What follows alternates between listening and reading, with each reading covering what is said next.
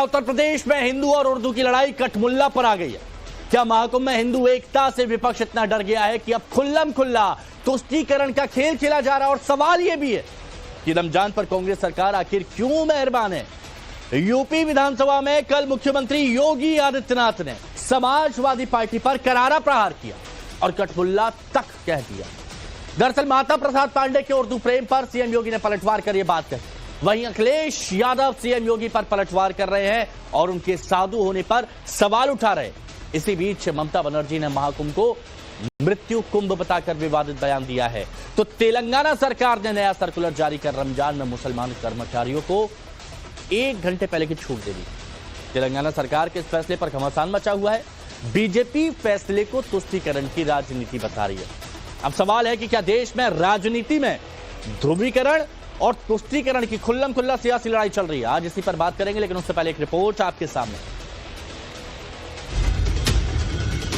महाकुंभ में उमड़े हिंदू एकता के सैलाब से क्या विपक्ष इतना डर गया है कि अब तुष्टीकरण की राजनीति पर खुल्लम खुल्ला उतर आया? क्या यूपी की लड़ाई अब सनातन प्रण और कठमुल्लापन पर भी आ गई है?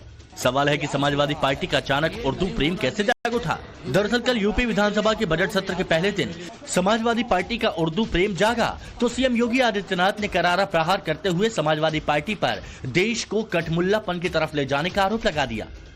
और मुझे लगता है कि प्रोसेसिंग का हिस्सा होना चाहिए, इनको समाज के सामने एक्सपोज करना चाहिए। अपने बच्चों को ये लोग पढ़ाएंगे इंग्लिश स्कूलों में और दूसरे के बच्चे के लिए अगर वो सुविधा सरकार देना चाहती है, कह देनी उर्दू पढ़ाओ इसको, यानी उसको मौलवी बनाना चाहते हैं, कठमुल्लापन की ओर देश को ले जाना चाहते हैं। दरअसल समाजवादी पार्टी के नेता माता प्रसाद पांडे ने विधानसभा में अंग्रेजी भाषा के इस्तेमाल पर आपत्ति जता दी और अंग्रेजी के बजाय उर्दू को फ्लोर लैंग्वेज बनाने की इच्छा जता दी। माता प्रसाद पांडे ने आरोप लगा दिया कि योगी सरकार हिंदू भाषा को कमजोर कर रही है। आप अंग्रेजी ला करके हिंदी को कमजोर करने का प्रयास हो रहा है, ये नहीं होना चाहिए।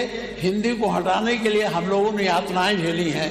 दिल्ली तिहाड़ जेल में बंद रहे हैं, लखनऊ जेल में बंद रहे हैं, गोरखपुर के जेल में बंद रहे इस आंदोलन, इसलिए कि ये हिंदी अंग्रेजी यहाँ माध्यम न बने। और इसमें कितने लोग हैं, अगर अंग्रेजी करें तो उर्दू भी कर दीजिए। उर्दू क्यों नहीं करते? उर्दू भी तो भाषा है, उर्दू को नहीं करेंगे अंग्रेजी करेंगे। अखिलेश के नेता के इसी बयान पर योगी एंग्री नजर आए। योगी आदित्यनाथ के प्रहार पर समाजवादी पार्टी आग बबूला हो गई और पलटवार करते हुए सीएम योगी के संत होने पर ही सवाल उठा दिए।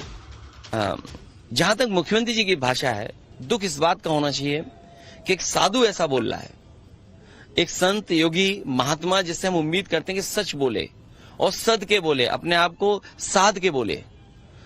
आदमी इस तरह की भाषा तभी बोलता है जब वो उसका बैलेंस गड़बड़ हो, जो खुद कमजोर हो।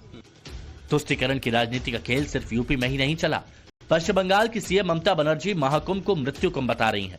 तो लालू यादव जैसे नेता हिंदू आस्था के इस महापर्व को फालतू कह चुके हैं। महाकुंभ अभी नहीं बा बोललाम, ওটা এখন মৃত্যু কুম্ভ হয়ে গেছে। মৃত্যু কূপের মতো আমি মহাকুম্ভকে সম্মান করি, আমি শ্রদ্ধা জানাই। कुंभ का क्या कोई मतलब है, फालतू है कुंभ। इस बीच तेलंगाना में कांग्रेस सरकार के इस फैसले पर महाभारत मची हुई है। कांग्रेस की रेवंत रेड्डी सरकार ने सर्कुलर जारी कर आदेश जारी कर मुस्लिम कर्मचारियों को जल्दी ऑफिस छोड़ने की अनुमति दी है।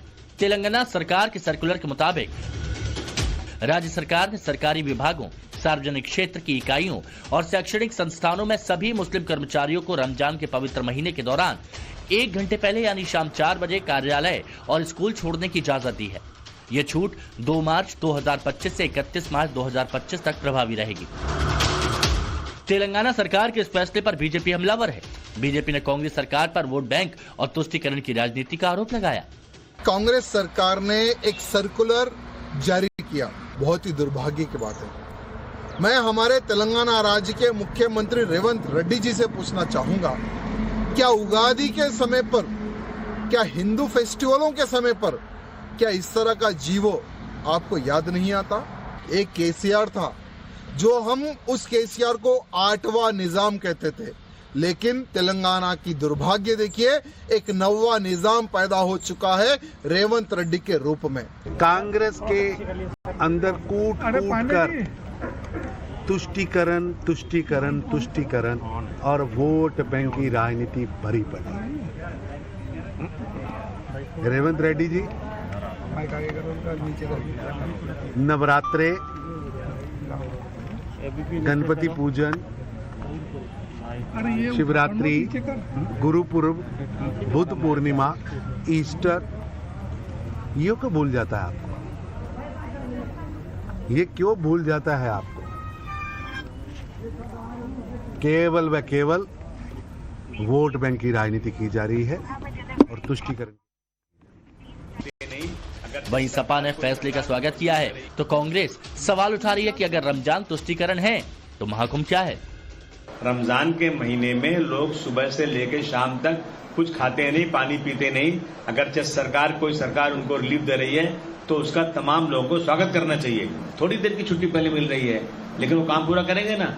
अभी आप देखेंगे कि अकाउंटबिलिटी किधर है। सुबह 11 बजे ड्यूटी पे आना है, 12 बजे 1 बजे लोग आते हैं, काम नहीं करते हैं। अगरचे मद्रास में उन्होंने किया है तो इसका मैं स्वागत करता हूं। और बीजेपी तो अगर माइनॉरिटी को कुछ भी मिल जाएगा तो बीजेपी के पेट में दर्द होना शुरू हो जाता है। I welcome this notification and decision of Telangana government. If Ramzan is appeasement, then Mahakumbh is also appeasement. If we have respect for Mahakumbh, we should have respect for Ramzan also. So I request all BJP chief ministers, including Yogi Adityanath, to implement, to notify the same order what Telangana government has done. अब सवाल है क्या महाकुंभ में हिंदू एकता से विपक्ष का जाति card fail हो गया है? क्या यही वजह है कि विपक्ष तुष्टीकरण की सियासत पर उतर आया है? सवाल यह भी है कि मुस्लिम त्योहारों पर छूट देने वाली कांग्रेस सरकार ऐसे फैसले हिंदू त्योहारों पर क्यों नहीं करती? सबसे बड़ा सवाल है क्या देश की सियासत में ध्रुवीकरण वर्सेस तुष्टीकरण का खुल्लम खुल्ला खेल चल रहा है? Bureau report, times. सरकार ने एक सर्कुलर जारी किया, बहुत ही दुर्भाग्य की बात है। मैं हमारे तेलंगाना राज्य के मुख्यमंत्री रेवंत रेड्डी जी से पूछना चाहूंगा, क्या उगादी के समय पर, क्या हिंदू फेस्टिवलों के समय पर, क्या इस तरह का जीवो आपको याद नहीं आता?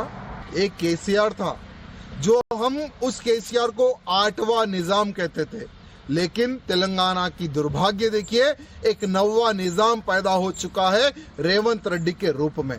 कांग्रेस के अंदर कूट कर तुष्टीकरण तुष्टीकरण तुष्टीकरण और वोट बैंक की राजनीति भरी पड़ी। रेवंत रेड्डी जी नवरात्रे, गणपति पूजन,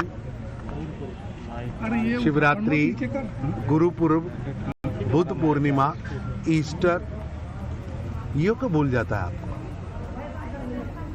ये क्यों भूल जाता है आपको? केवल व केवल वोट बैंक की राजनीति की जा रही है और तुष्टीकरण। वहीं सपा ने फैसले का स्वागत किया है तो कांग्रेस सवाल उठा रही है कि अगर रमजान तुष्टीकरण है तो महाकुंभ क्या है? रमजान के महीने में लोग सुबह से लेकर शाम तक कुछ खाते नहीं, पानी पीते नहीं। अगर कोई सरकार उनको रिलीफ दे रही है तो उसका तमाम लोगों को स्वागत करना चाहिए। थोड़ी देर की छुट्टी पहले मिल रही है लेकिन वो काम पूरा करेंगे ना। अभी आप देखेंगे कि अकाउंटबिलिटी किधर है। सुबह 11 बजे ड्यूटी पे आना है, 12 बजे 1 बजे लोग आते हैं, काम नहीं करते हैं। अगरचे मद्रास में उन्होंने किया है तो इसका मैं स्वागत करता हूं। और बीजेपी तो अगर माइनॉरिटी को कुछ भी मिल जाएगा तो बीजेपी के पेट में दर्द होना शुरू हो जाता है। I welcome this notification and decision of Telangana government. If Ramzan is appeasement, then Mahakumbh is also appeasement. If we have respect for Mahakumbh, we should have respect for Ramzan also. So I request all BJP chief ministers, including Yogi Adityanath, to implement, to notify the same order what Telangana government has done. अब सवाल